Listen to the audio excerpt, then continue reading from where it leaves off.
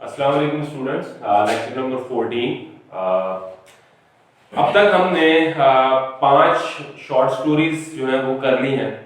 इसके अलावा एक पोएम भी हम कर चुके हैं, तो काफ़ी हद तक काम जो है वो कवर हो चुका है। और इस हवाले से मैं ये अर्ज कर दूं कि अब नेक्स्ट जो काम है वो भी हम स्टार्ट करते हैं, क्योंकि अब आप यूज टू हो चुके हैं अपने तमाम तर जो सिलेबस है उससे।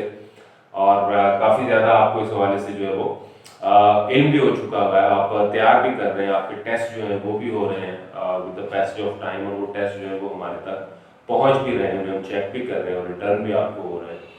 तो अब कुछ चीज़ें ऐसी हैं जो मैं डिस्कस करना चाह रहा था। तो आज का जो लेक्चर नंबर 14 है उसके अंदर मैं ये डिटेल में ये 3-4 चीज़ें हैं जो आपसे डिस्कस करूंगा, ताकि इन्हें भी अब आप साथ साथ जो है वो प्रिपेयर करें। आपके इल्म में है कि एप्लीकेशन या लेटर जो है इसमें से एक चीज आपको अटेम्प्ट करनी होगी एनुअल एग्जामिनेशन में, और 10 नंबर का ये होगा पोर्शन। और एक मॉरल स्टोरी है जो कि आपको करनी है।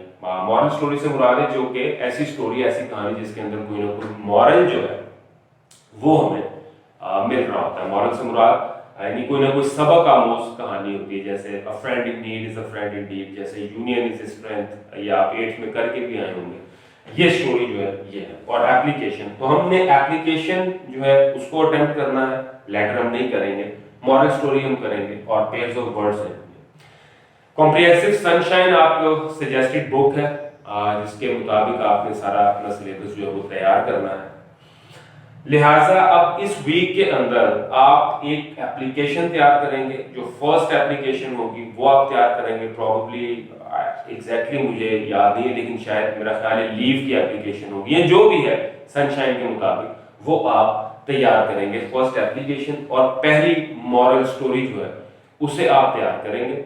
और ये मैं आपको बता दूं कि इस दफा जो आपका वीक में जो टेस्ट होगा उसके अंदर या स्टोरी या एप्लीकेशन या दोनों या क्वेश्चन आंसर के साथ जिस तरह से भी मिक्सअप होगा, जो हमारे कंसर्न टीचर्स हैं वो आपको ये दे सकते हैं।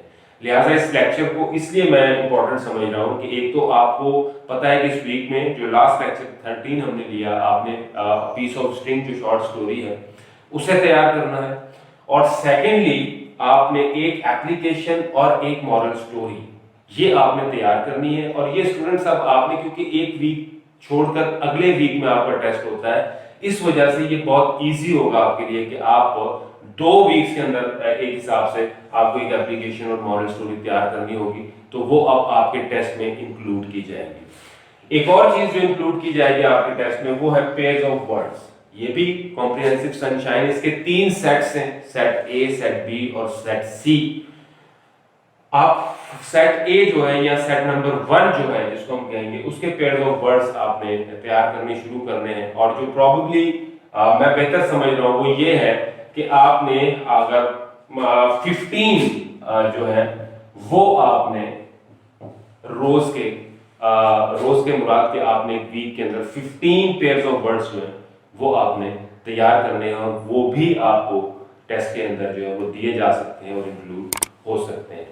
तो इस तरह से प्लेस अभी हमने स्टार्ट नहीं किए, पोएम्स भी हमने एक की हैं, सिर्फ आपको इस वजह से पोएम मैंने करवा ली थी कि आपको उसका पता चल जाए कि पोएम को आपने टैकल कैसे करना है, पोएम में से क्वेश्चन किस तरह के आते हैं, इसके अलावा रेफरेंस टू द कॉन्टेक्स्ट जो है वो किस तरह से अटेम्प्ट होगा। तो फिलहाल हम शॉर्ट स्टोरीज अपनी कर रहे हैं, इसके अलावा अब आप इसमें एप्लीकेशन, मॉरल स्टोरीज इसको इंक्लूड कीजिए, पेयर्स ऑफ वर्ड्स जो हैं वो आप इंक्लूड कीजिए। और नेक्स्ट अब जो आपका टेस्ट होगा उसके अंदर अब तक का जो हम ग्रामर पोर्शन जो कर चुके हैं उसे भी इंक्लूड किया जाएगा। और वो ग्रामर पोर्शन क्या है कि जैसे आपको सिनोनिम्स दिए जा रहे हैं, इसी तरह से आपसे करेक्ट फॉर्म ऑफ वर्ब जो है वो पूछी जा सकती है अकॉर्डिंगली।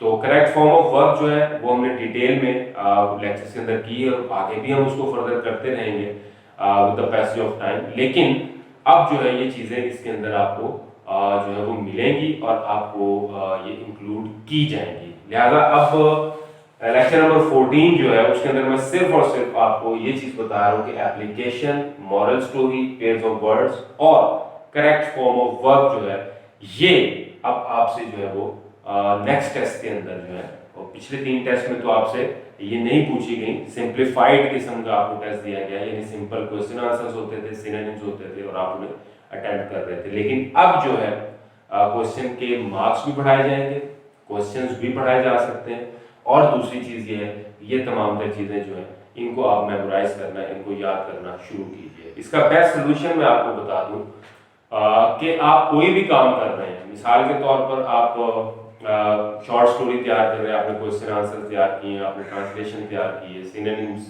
तैयार किए, एप्लीकेशन मॉरल स्टोरी ये थोड़ी सी डिफरेंट होगी।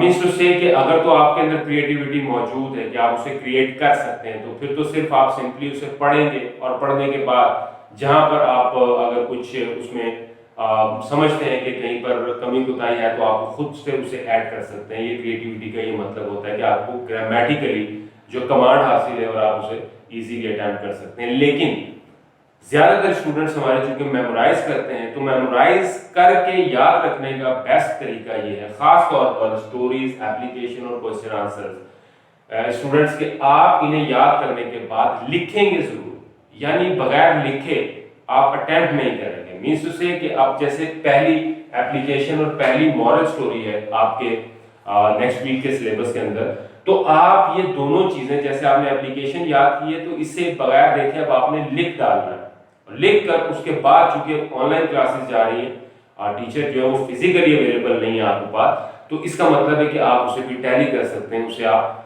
चेक कर सकते हैं कि आया आपने दुरुस्त लिखा है या नहीं लिखा है। दूसरी चीज ये, मॉरल स्टोरी और एप्लीकेशन को आपने इस तरह से अटेम्प्ट करना है कि आपने लिखने के बाद उसे चेक कर लेना, उसके बाद फिर जो आपकी गलतियां होंगी या मिस्टेक्स होंगी, चाहे स्पेलिंग्स की हो चाहे ग्रामेटिकली मिस्टेक्स हो, उन्हें फिर आपके लिए एलिमिनेट करना आसान होगा। और दोबारा फिर जब आप उसको टेस्ट में देंगे तो डेफिनेटली वो और मिनिमाइज होकर बहुत ज्यादा रेक्टिफाई हो जाएंगी और बहुत कम मिकदार में वो आपकी मिस्टेक्स रह जाएंगी। तो लिहाजा इनको अटेम्प्ट करने के लिए आपको, ये मैं बार बार इस बात को रिट्रेट कर रहा हूँ बार बार, कि आपको लिखना है students, right at your own, लिखिए लिखिए और लिखिए, राइट। तो ये है आज आपका काम। इस हफ्ते का काम हैवी नहीं होगा क्योंकि आपके पास 2 वीक्स है। ये वीक आपका साइंस सब्जेक्ट्स का टेस्ट होगा, नेक्स्ट वीक आपका आर्ट सब्जेक्ट्स का होगा। तो इसका मतलब 2 वीक्स के अंदर अगर आप एक स्टोरी, एक एप्लीकेशन, एक चैप्टर तैयार करते हैं, पेज ऑफ वर्ड्स तैयार करते हैं, so it is not a big deal as far as my self is concern. Clear जी? तो इसको इंशाल्लाह ताला फिर जो है वो आपके टेस्ट में नेक्स्ट में हम शामिल करते हैं। क्लियर जी? अल्लाह हाफिज़।